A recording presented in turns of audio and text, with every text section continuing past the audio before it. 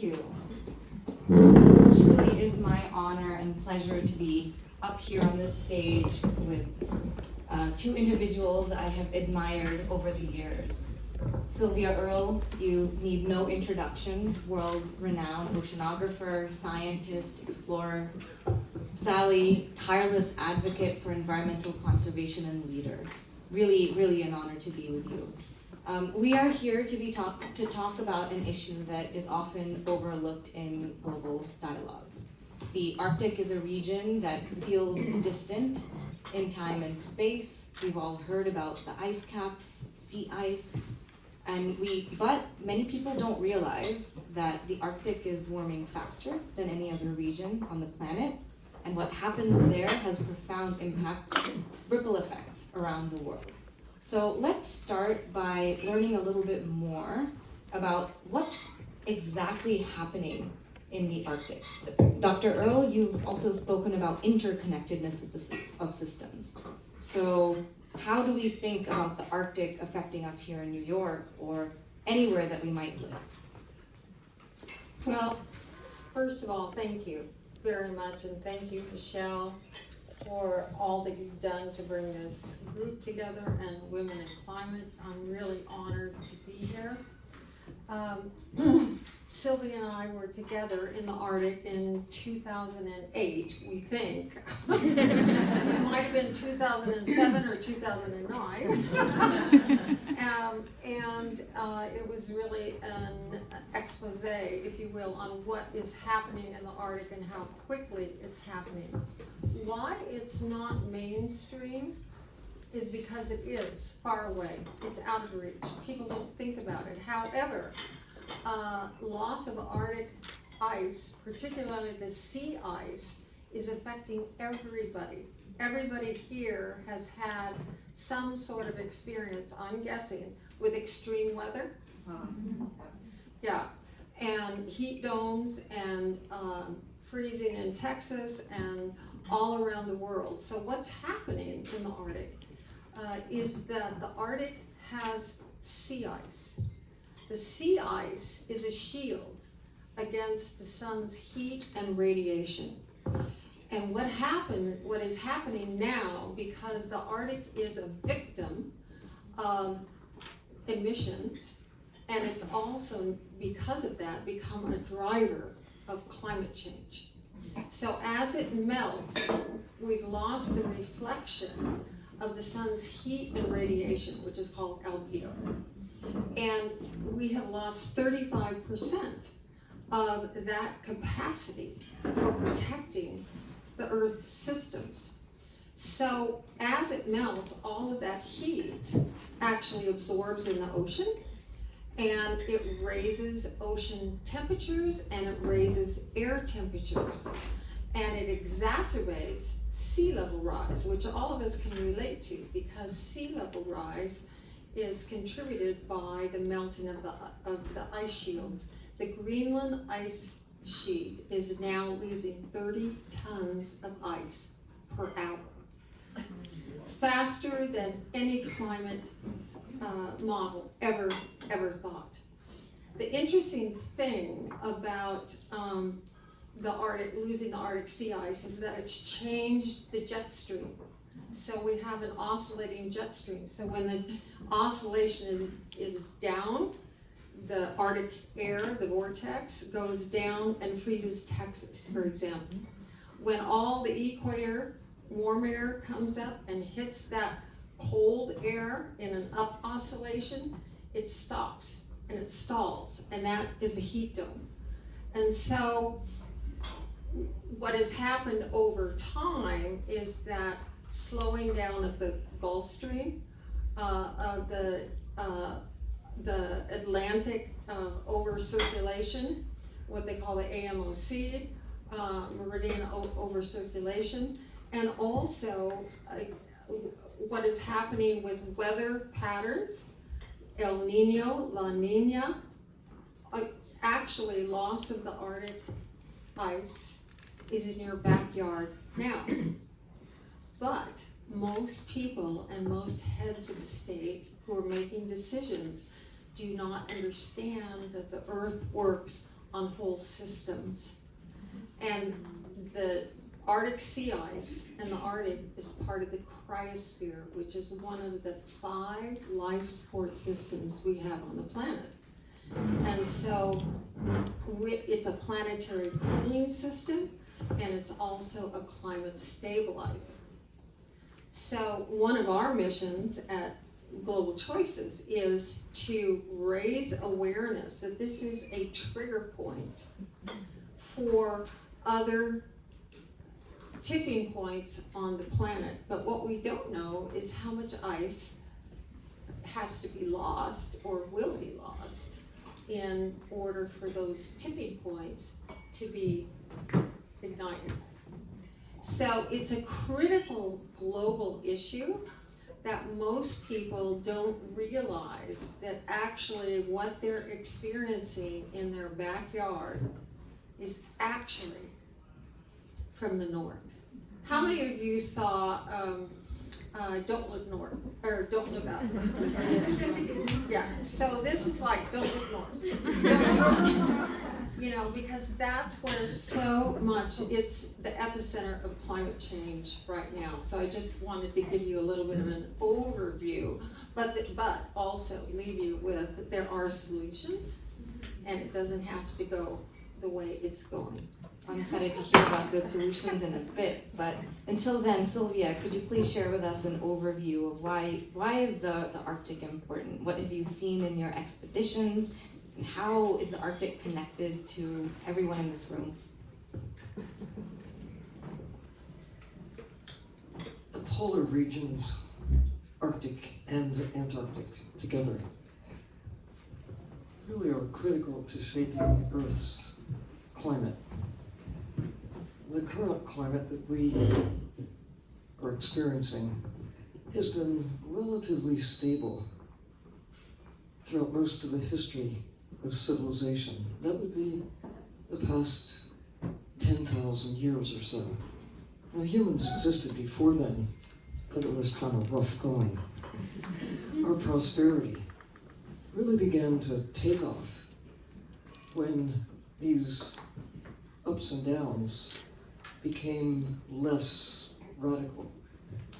And we have prospered during this time when you can predict more or less spring, summer, fall, winter. You can plant your crops and expect that they will prosper, that rain will come when you expect it, more or less. Of course, there are wobbles in the system, but if you look through the history, as we now can, lucky us, we are the luckiest humans ever to arrive on Earth because of what is now knowable that our predecessors could not know. We are armed with the best insight into who we are, where we've come from, how did we get to where we are, and to look at the risks that we have managed to get ourselves into because of not knowing. If only we could go back a couple hundred years, or even 100 years, even 50 years, armed with what we now know. Imagine what we might have chosen to do differently.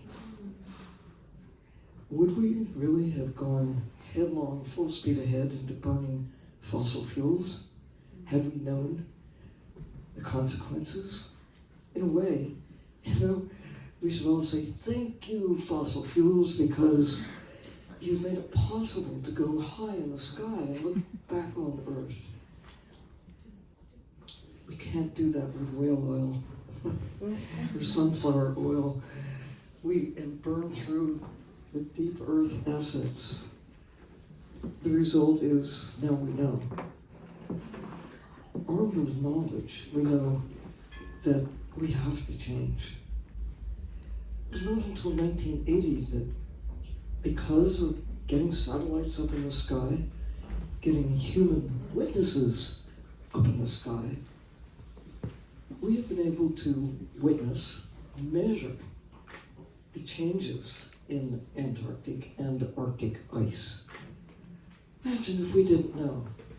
we're sitting here complacently in New York City without that evidence in hand. If we didn't know the causes of the strange weather we are experiencing new in my lifetime, these extremes, whales are really smart. So are elephants. There were some really smart people that came along before the middle of the 20th century, but they did not know, could not know, what the kids of today, what all of us have available to us. It's easy to fall into a state of doom and gloom, but when you think about it, this is the best time in all of history to be a human being armed with what no other creature, even our own species, could know before. Question is, what are we going to do about it? What are we going to do about it? You mentioned complacency. We'd rather look away. But if we don't face up to the reality, imagine the consequences of not taking seriously the peril, the trouble that we're in by our own hand. We have done this, but we did it with the best intentions. But now we know.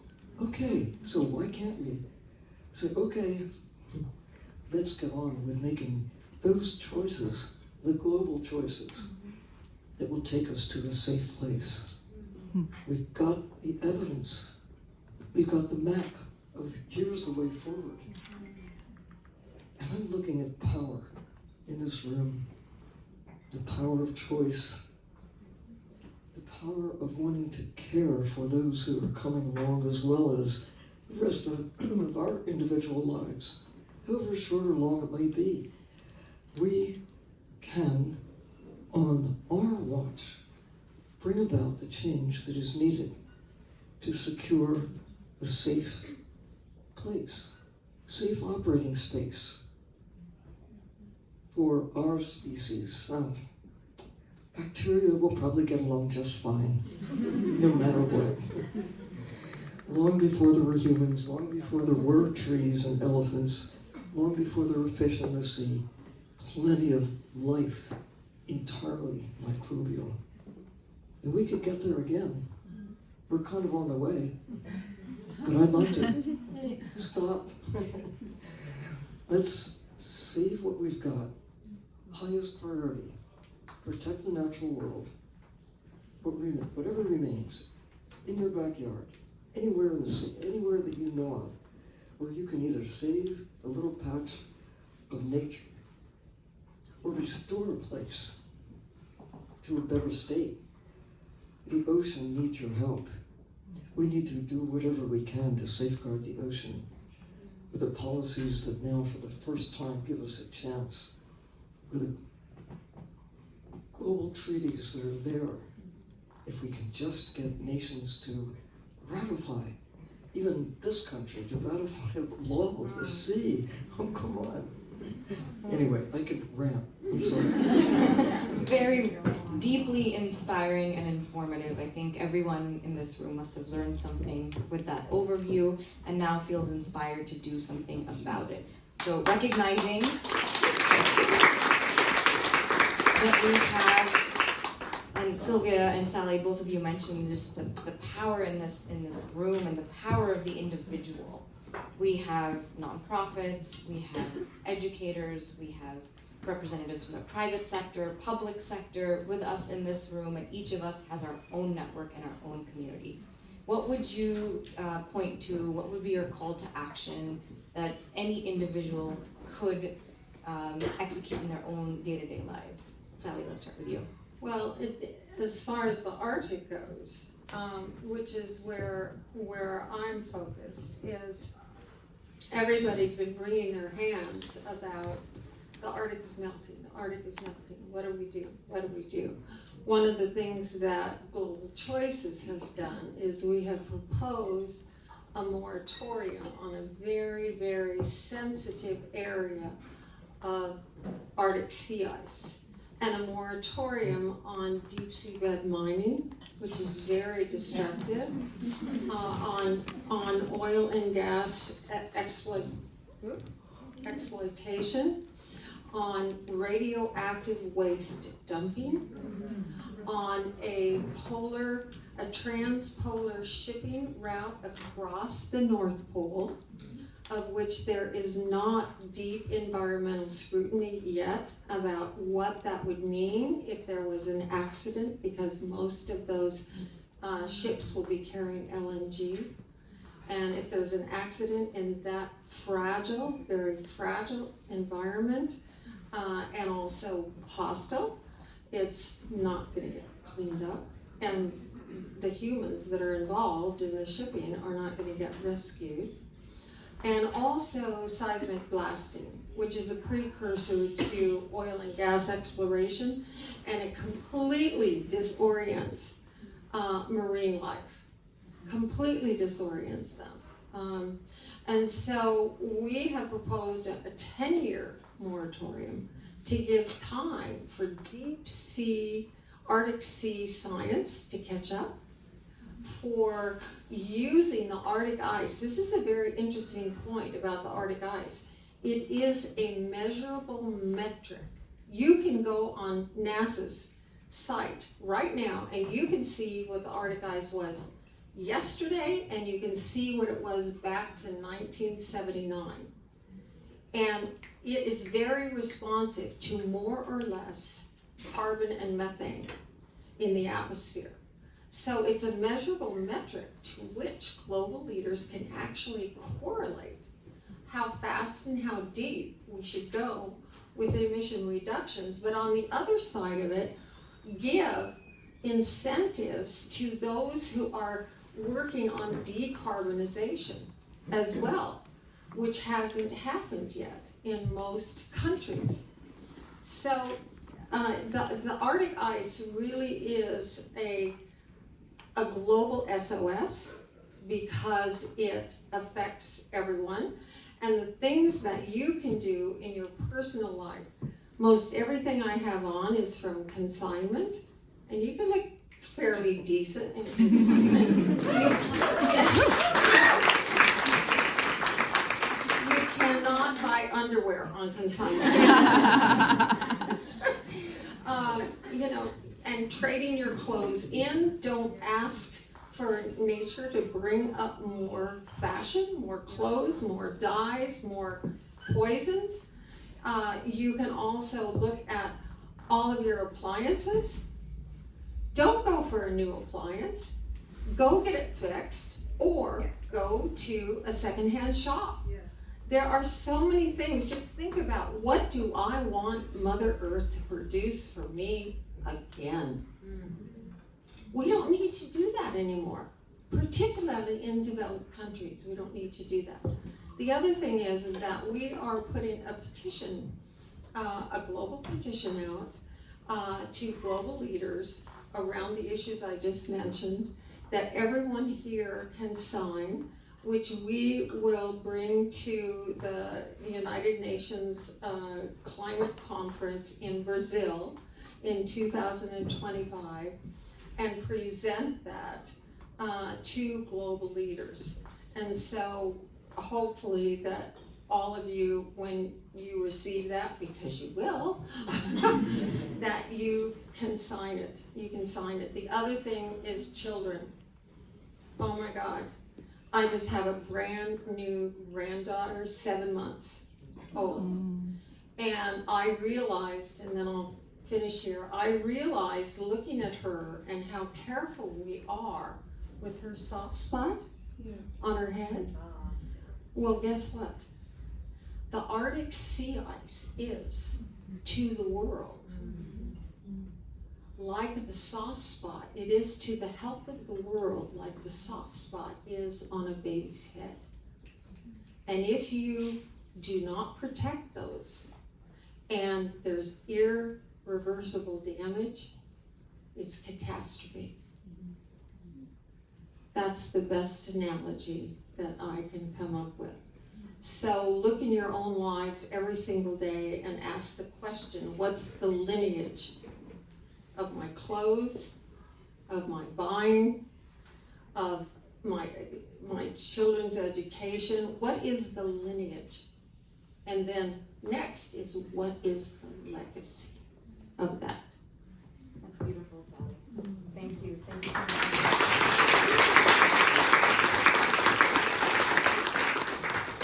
Sylvia, we'll give you the last word. What is your advice for everyone in this room? What can we do? It's hard to add much to what Sally has just articulated. All I can add, perhaps, is what I say when kids ask me, I'm just a kid. I sometimes get that from grown-ups, too. And I ask myself, and I do what I do to myself. I look in the mirror, say, what have you got? I don't have what you have. Nobody has what you have. I don't have what Shyla has. Or anybody, look around. Each of you is special in your own unique way. There are no two humans exactly alike. Never in the past, never now, never in the future. Take what you've got, whatever it is, individually, with your family, your community, your company, your country. You can identify what the problems are. We can talk about all of that, but then zero in on something that is yours, what you've got, that you can do to change this trajectory that we're all experiencing, that causes people to feel pain and to feel how overwhelming it is. But if you do something, if everybody chooses that something, some have a lot more power than others. Whatever it is, makes a difference. Not doing something makes a difference. That too is a choice. And everybody around you who chooses something positive to do are kind of making up for those who sit around and say, I can't do anything. Problems are too big. Woe is me. That is just not acceptable. I would say, celebrate the fact that you have the power of knowing, leading to caring, leading to action. I mean, let's celebrate being a 21st century human being and get on with it. Thank you. Please join me in thanking Sally, Sylvia.